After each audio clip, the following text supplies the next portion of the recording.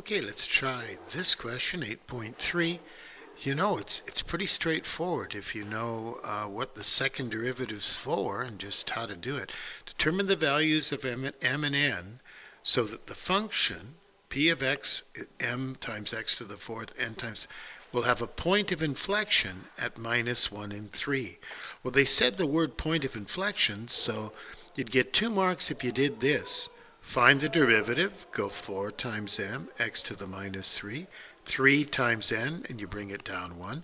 And then find the derivative again, just do it again. 3 times 4 is 12m, bring it down 1, x squared. 2 times 3 is 6n to the x. Now they tell you, if you put minus 1 in for x here,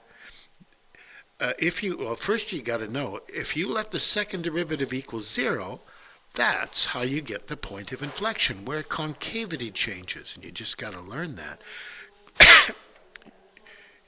Your cubic graph changes concavity at x equals minus 1 and 3, the inflection point.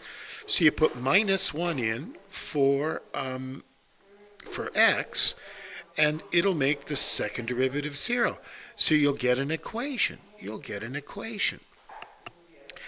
12m minus 6n equals 0. So if you add 6n to both sides, divide by 6, you'll get n equals 2m. n equals 2m like this. But, gee, if you put minus 1 into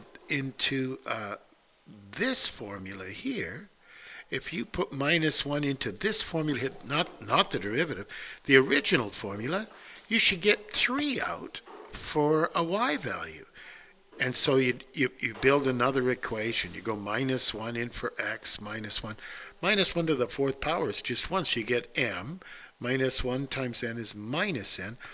If you put minus 1 in here, you should get 3 out for an answer. So that's why you just substitute it in there. That's just m, that's minus n. Now you've got 2 equations. N equals 2m. So you can rub out the n and put 2m. Well, m minus 2m is minus m.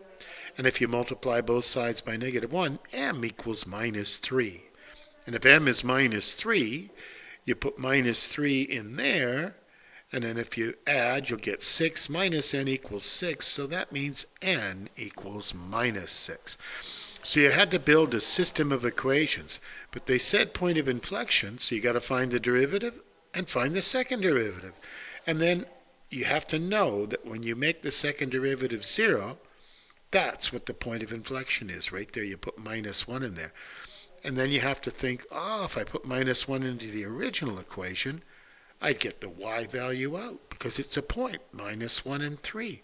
So I got 2 equations, and I just put them together, and that's how I got my answer.